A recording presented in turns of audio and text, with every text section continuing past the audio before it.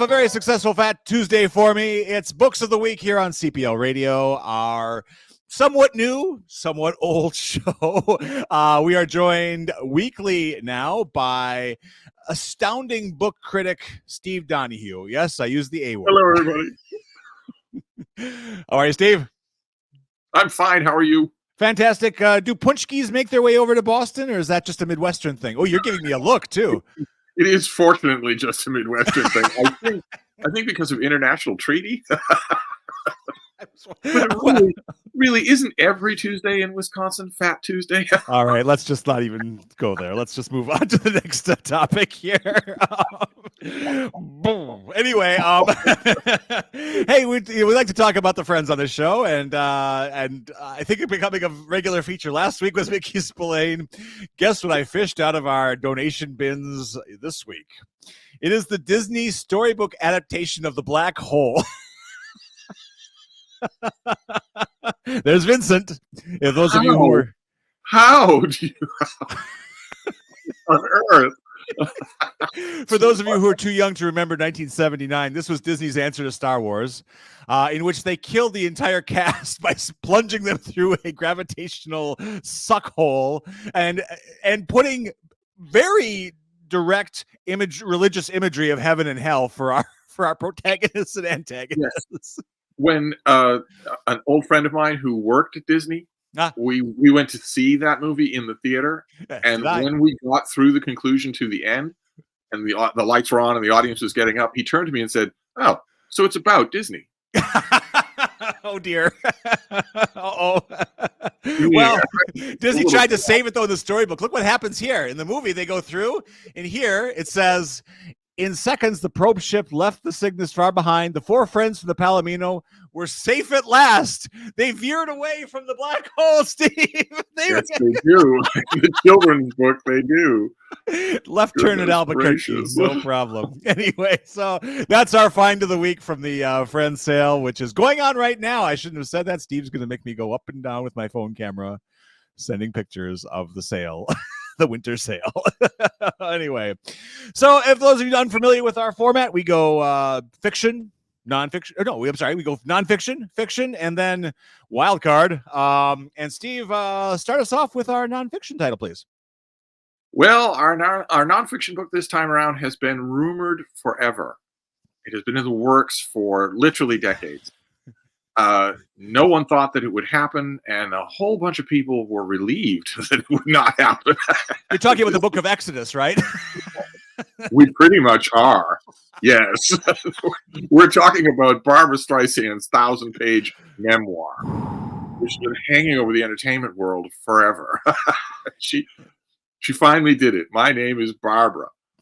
Is the name of the book. I'm assuming it's in the library system. All over the place, weighing down our shelves. And this is very different from actual biographies of Barbra Streisand. Of course, she's had a whole bunch of actual biographies. Yeah. Anne Edwards' biography is probably the best known one.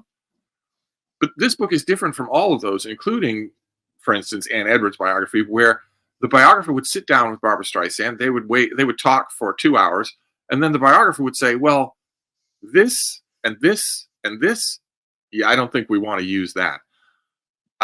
This book is different from those books because Barbra doesn't do any of that in this book. Streisand looks at this and this and this and says, well, I'm starting with those.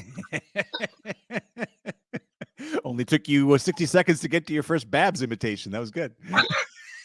In every celebrity memoir that comes out, you automatically, if you're a critic, drizzly, rain on your parade critic, you're always looking for the telltale signs that the celebrity didn't write the book. Mm-hmm. Because most celebrities are coke-fueled morons who couldn't write their own name on a check. Of course, they don't do that. They have a guest to do that. We certainly are. Yeah. We've seen better days. Actually, that's true, is it? We haven't seen better days. This is it right here. This is the garden spot of our lives. This book, My Name is Barbra, is one of the only celebrity memoirs I've ever read where by page 100 at the very latest, I was 100% sure that she not only wrote it herself, but had no help from anybody. And oddly enough, that does not mean that it's bad. Yeah. It's actually very good. Yeah, it's incredibly readable. People love it. People love it here. They love it. It's not bad, but I can confidently say that it's like almost no celebrity memoir you have ever read. Mm-hmm. Picture its length alone is very unique, is it not? Yes, it's her whole life. It's every single detail of the love of her life. James Brolin. It's every detail, Steve. Pretty much. Ooh. Every detail that if you went to your grandmother in Washington Heights, she's got the rent-controlled condo. She's got the fluorescent hair. She's got the tracksuit. How do you know all this about me? I know. So that's the point I'm trying to make, is if you went to that grandmother and she sat you down and said, "Oh, Bubba, have I got a story for you?" Yes. This is the story you would get. Now imagine that grandmother with the day-glow hair and all of the friends in the condo that she hates. Imagine if she were world famous and one of the best-selling recording artists of all time, but still told her stories exactly the same way. I think I would be overjoyed, actually, Steve, to read that. This is a celebrity memoir where on page 250, when maybe you've heard this anecdote a couple of times already and maybe you're thinking to hurry past it, picture that Jewish grandmother who, when you get to that point in face-to-face conversation, reaches over and grabs your arm and says, "No, wait, you got to hear this." And you don't have any choice. No escape. No, there's no escape. She's taken a long time. I broke my back to make the gefilte fish, so you have to sit and listen. Well, it's the same thing with this book. It just keeps going with her saying, "Well, yeah, this guy was a bit of a jerk. I did well." The only chapter I looked at was I had to, flipping back and forth because it's hard to find. I said, "Where's What's Up, Doc?" My favorite movie, one of my favorite movies of all time. There's not much. And all of the famous movies are in here. All the famous Broadway shows are in here. All the famous recording sessions are in here. And in all of them, well, you got me on stage with so-and-so. She's not really a star. I mean, could I be sharing billing with? I guess she's good. I guess you're okay. I guess you're famous, only not really. It's just that you may be familiar with it. The way that some Jewish people have, of controlling the narrative while also disowning the narrative. We have a black belt in that. Yeah, it's no big deal, but I am the star. It was no big deal, but I did better than anybody's ever done. That weird combination of the two that you get in day-glow-colored grandmas of a certain age. That is the tone of this book. I was 100% sure by page 100 that no one else had a hand in this. And by the end, you're going to get the strengths and weaknesses of that approach. Sure. The strength is that you will not stop reading. There's no reading experience like this in the celebrity memoir genre. And the weakness is, well, picture that Washington Heights living room, right? At a certain point, it has a certain smell. It has a certain smell. It does, yes. And it's not an unpleasant smell. Not exactly. There's no one who don't have a fond memory here. Yeah. But at a certain point in that meeting in Washington Heights, the photo albums come out. And that's when you're right. And this book does that. Eventually, it does that. Eventually, the superstardom wears away at page 500 or 600. The superstardom wears away, and you're left with the photo album. Well, here's the grandson. I don't know if he's going to make anything of himself. Here's the assistant. She's really efficient, but she have to wear her hair like that. It's on and on and on like that. So I feel like around chapter 18, the first sentence will be, "By the way, you who are reading this, what are you going to do about your bald spot?" Mm-hmm. So what I can say about this book as a verdict for fans of Barbra Streisand, you have loved her your whole life. You're going to get that Barbra Streisand in this book. You are not going to get a brushed up version of that. You're not going to get a suddenly presentable version of that Barbra Streisand. Not 100%. Yeah. This is her voice from beginning to end. And that's kind of fitting. That's kind of fitting. It really is. The one thing that you really notice as this book is piling on the anecdotes is that she never compromises. Yeah. even when she's, young and doesn't have the clout of being Barbra Streisand, she's still never compromising. Yeah. There's something to be said for that, I think, in an industry that, especially when she started, was ruthlessly misogynistic. Absolutely. And also, as she points out winningly several times in the book, that industry also rewarded what we could euphemistically refer to as conventional good looks. Right. Certainly. Yeah. She never had those. No. And you would think that, you could see in her book. And I think some of those cases, she's pulling punches, being nice to people who are dead. You can imagine how bad the pressure was. Certainly.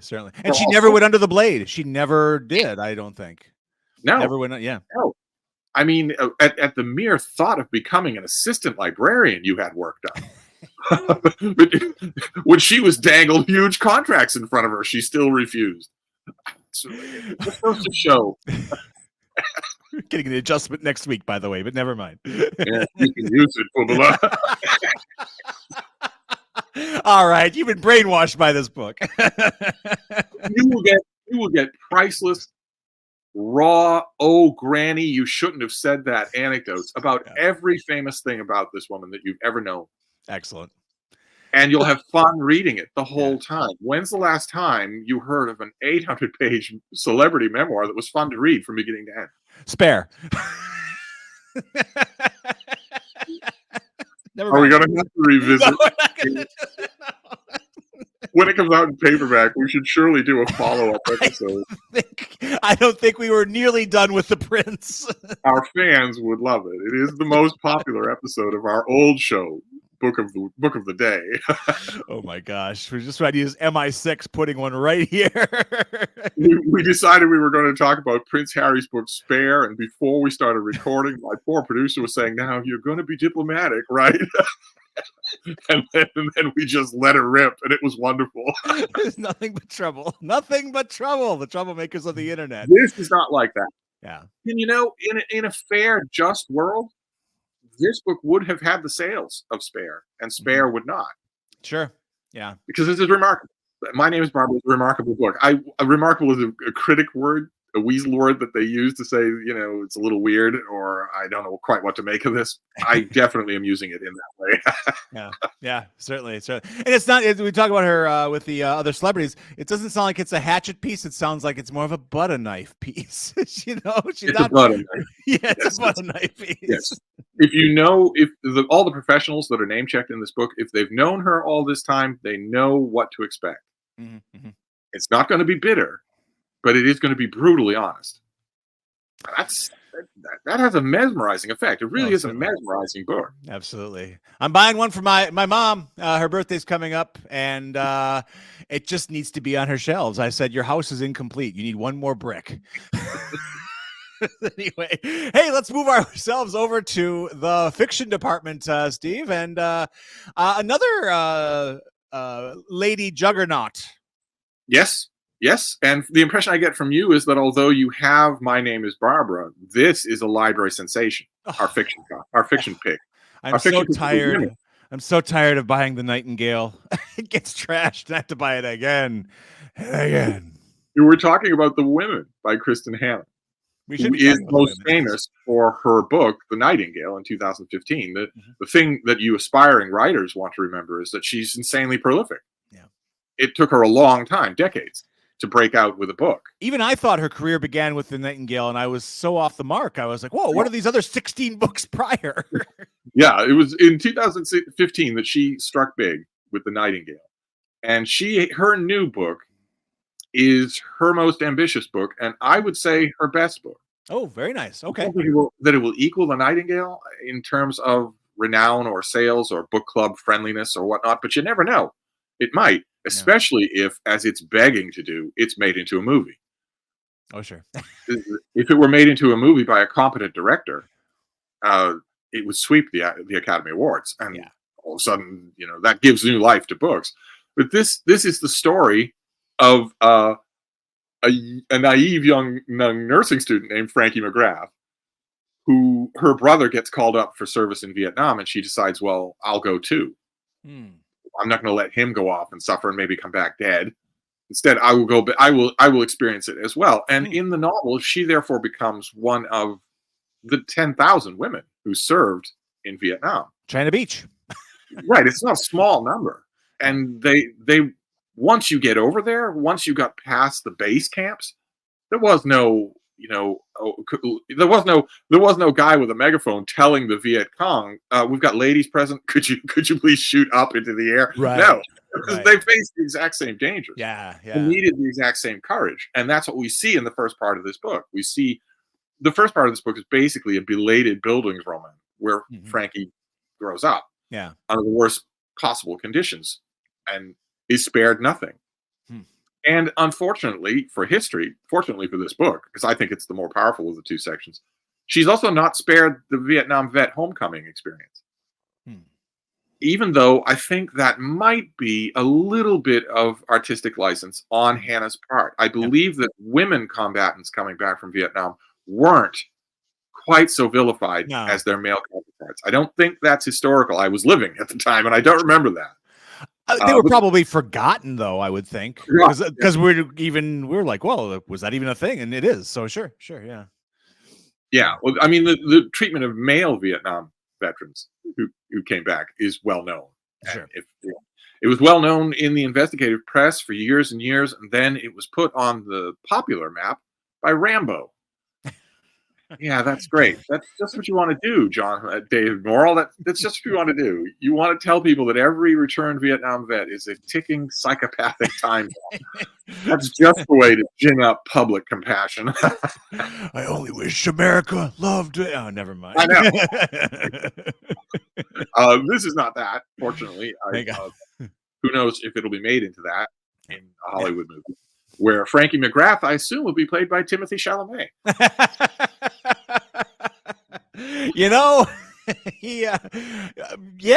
His agent is really good. There's just no limit to what he can do, except act. But I mean, honestly, in Dune, we don't want to go off on a sidetrack. on Dune, the first time that he rides a sandworm, the director is there telling him, "Look, you're not going to be on a sandworm. You're not going to be in sand because I know it messes with your skin texture. All I want you to do is act amazed."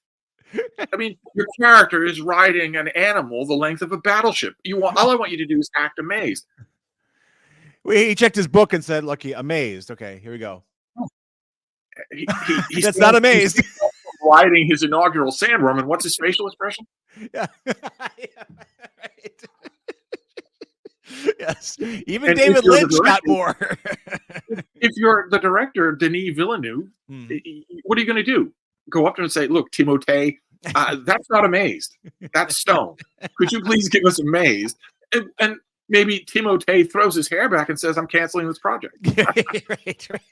The power of Timothée. No, Lynch got more facial direction out of Sting's wig.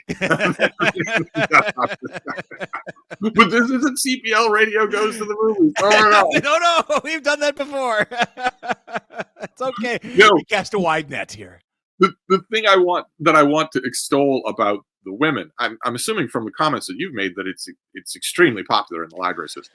That is one of the fastest. You can actually almost watch the holds live, ticking up like. In this case, it's worth it because this is an extremely heartfelt book. That's great. Yeah, you get the personal drama that everyone saw in The Nightingale. You get the personal drama that everyone already knows to expect from this author, and quite a bit of historical granularity, historical heft. There were historical elements in it that didn't quite land. A little anachronistic or some. No. I'm treading us into dangerous territory. Well, let's go. Row. There have, of course, been many Vietnam War novels, and this one has all of their grit and all of their heart and all of their emotional nuance, because you will feel for all of the people, not just the heroine. A less enlightened critic from maybe St. Louis would say that this is a Vietnam War novel where you can tell it was written by a woman. Okay. As opposed to the gratuitous gore and the pointless machismo of Vietnam novels that tend to be written by men. Certainly. If you didn't say, if you weren't St. Louis Crass, and you didn't say that this is obviously written by a chick, if you didn't say that, you would at least say that there's a different sensibility going on here. Yeah. And, kudos to Kristin Hanna for that. Yeah. This is a rich, textured novel. There are tear-jerking parts, because I think the setup works perfectly, because by the time you're in danger of losing Frankie McGrath, either literally to a mine or a bullet, or more importantly, personally, because you like the wide-eyed ingenue that she is at the beginning of the book. By the time you're in danger of losing that character, you really don't want to. That's no small feat. That's good, right? That's good writing. Yeah, that's good writing. So I don't know. The Women by Kristin Hanna gets an enthusiastic endorsement from your normally crusty critic. It is actually rare. My Name is Barbara also gets an enthusiastic endorsement of a different. Don't go into My Name is Barbara expecting a normal memoir, and you'll be fine. So I actually wanted to do a show with Steve Donahue today. You are again. I know. It might as well be Tuesday. No, actually, that's not true. The Cedarburg Public Library does another book show. I've heard about that. Where my esteemed producer gathers a bunch of very well-mannered and very happy and bubbly fellow co-workers to talk about new books. And I think we can agree, maybe we can leave a link to that, to the latest episode down below. But your last New Book Tuesday was more critical than I'm being right now.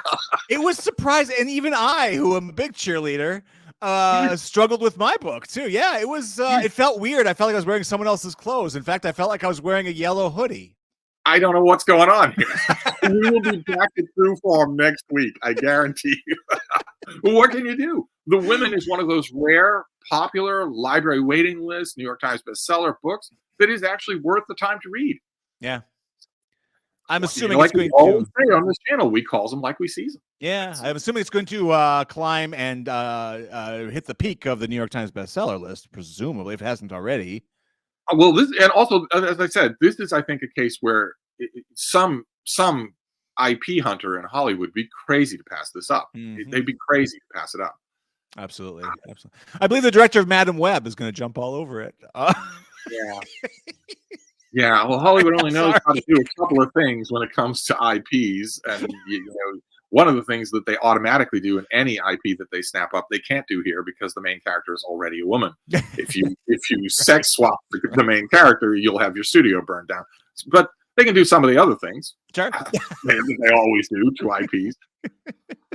Oh my! Well, if this were made into a really good movie, it would quintuple the sales of the book. Sure.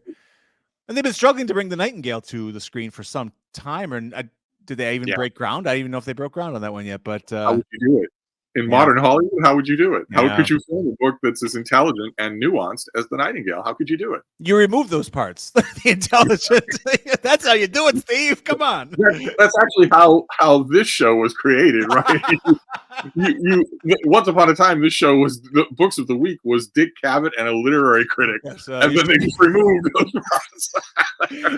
Folks, you should see the 2016 season we did. It was really gave your brain a workout. Oh my goodness.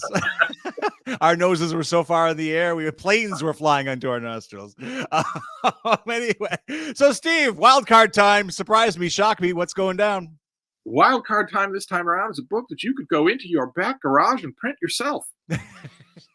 This is Orlando by Virginia Woolf. Which was published in 1928. It put her on the map in terms of respectability and sales. It did really, really well. And in 2024, it went into the common domain. Oh, wonderful. So CPL Radio Books could publish its own edition of Orlando. It's all the skin magazines we've been putting out, that's for sure. Instead of the skin magazines. yes. And the bratwurst reviews. Yes. Same issue, actually. Go ahead. Mm-hmm. Oh, the Midwest. You're bringing back memories here. Expect a care package soon, sir. Hell, if you were to go onto, Amazon or Kobo or whatever, you would see that 2024, as soon as the starting gun went off, there were 50 new editions of Orlando because you don't have to pay anybody anymore to print it. Yeah. And it is a strange novel. If anything, I hate to say it, but it's a novel that's more timely than ever. Mm. It starts off in Elizabethan England with our main character, who is a courtier and a foppish poet and knows everybody. And over the course of the novel, he doesn't age, but he does change. He changes into a woman. And so Orlando has been embraced by the transgender, would it be fair to call it foaming at the mouth mania that has possessed the 21st century? It has been embraced by not only readers who had no idea what modernism was, Sure. and are now amazed to find out that books took chances in the 1920s, but also by I hope, a small segment of the population that thinks that 95% of all human beings are actually trans. It applies to both those people. The sane people and the complete nutjobs are encountering Orlando and loving it. Yeah. And especially the more you learn about it, because it was inspired by Virginia Woolf's friendship with, we'll use friendship for an early morning Midwestern cat. Thank you. Her friendship with Vita Sackville West, who was more famous than Virginia Woolf at the time and was a famous aesthete and intellectual. Orlando sold well as a book because a lot of the reading public knew that and they wanted the dirt dish. Yeah. Vita Sackville West. Skinny little thing, isn't it? It's not a very slim thing. Yes, it's tremendously enjoyable. I've always used it as an entry point for Virginia Woolf. Nice. Okay. For her fiction, when people say, I know you love this author, where could we go? Orlando is a perfect place to start. Take you an afternoon to read, and it's really entertaining. In addition to being weird and thought-provoking, the ground is never sure under your feet in reading the book, not just because the character changes so fundamentally, but the world also changes. And it gives Virginia Woolf a perfect opportunity to sardonically comment on all of those changes. Sure. It's wonderfully done stuff. There are whole passages that if you keep a commonplace book where you memorialize stuff that jumps out at you off the page, there are whole paragraphs, whole pages that you'll want to copy just verbatim. Nice. A lot of our readers will know this from the movie, right? Sally Potter wrote the movie in 1992. 90s, yeah. 90s. Starring Tilda Swinton. Right. Sort of trade the fact that Tilda Swinton is an odd, she has an odd look. She is not 100% sure. She could easily walk into the male parts of Orlando. Yeah. Just as an actress, you would believe. Certainly. Yeah. And it works. Sally Potter's movie works. Yeah. But unless you're going to have, Eileen Atkins read the whole thing, do as a voiceover the whole thing, the thing that the movie will be missing is the beautiful prose. Sure. Yeah, absolutely. Now you can get that beautiful prose on your Kindle or your iPad for free. Very nice. I haven't actually checked before our broadcast, but Project Gutenberg, of course, is the most famous repository for books that are out of the common domain. I'm assuming that on the 1st of January, they printed an Orlando on their site. I'm sure if you go. Yeah. Absolutely. Let's address the slight elephant in the room here, which is what we do. What? Are we back to bratwurst? Yes. No. We don't make elephant brats here. We're trying, but it's not working. The recipe's a little. What about the gender side of it? How much commentary is it just? There's none at all. None at all. Okay, so it's just a documentary almost. It's not at all. It just happens. Yeah. Okay, great. I think the strong impression you get in the book is that it happens because Virginia Woolf is commenting that it needed to happen, and so it does. And in the worst of modernist fiction, that's what will dictate what happens. You, the author. I'm pulling the curtain back so you can see me as the author pulling the strings on everything that's happening here. Naturally, Steve doesn't like that. No. If Anthony Trollope didn't find it necessary to do that, then you shouldn't find it necessary to do that. But it works. In this case, it works. But no, there's no sloganeering. Yes. Okay.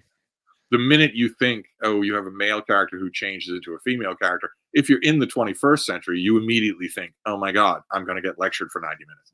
but it doesn't happen. It doesn't happen. So dare I say, this is a trans book for everyone. Well, you can say it. I don't want to label it a trans book because there's so much more going on here. Yeah. There's so much. It's such a wonderful, beautifully written thing. With that comment, I was trying to appease everyone, though. I want everyone to be happy, Steve. I agree. I also want everyone to be happy. The only reason that I balk at the appeasement is because 90% of the population is not trans. So we're not talking about it. Day's not over, mister. I know. Whatever we need to do to keep the fans happy on Steve. They're flipping like hotcakes, baby. So this is 3 books that I'm praising. Ick.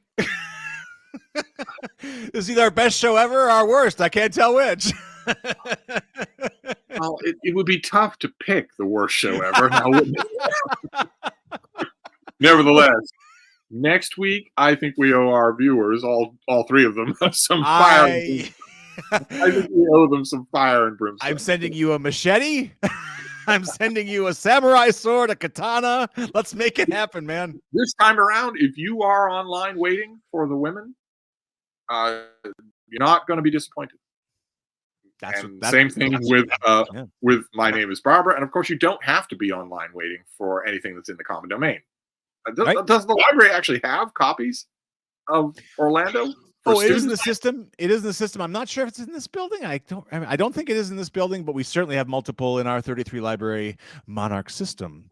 So yeah, you can certainly get a hard copy that way. But obviously, like Steve said, just after the show, push a few buttons. So, no problem. So here we are, another episode 2. We have survived it. Hopefully you have too. So that's none of our concern, really, is it? And if we start worrying about the viewers, it would help us. I've heard they're out there, but I can neither confirm nor deny that. So there we are. If they've got nothing better to do than watch this show, then I want to go get lunch with them. Because we have a lot to talk about. Anyway, this wonderful little show that we do here is, of course, made possible by my friends, your friends, the friends of the Cedarburg Public Library, who are... Oh, yes, Steve, you have something extra? True story. One of the friends of the Cedarburg Public Library also started off life in Elizabethan England as a man. And it is the one we seem to be of two minds on that part. I may know a little more than you, sir. Anyway, wonderful to see you again, Steve. Have a fantastic reading weekend and reading week. We need you to have a fantastic reading week, because otherwise this show's really problematic. So off we go. Next week, back here, and enjoy. Thank you, everybody. Take care. Bye-bye.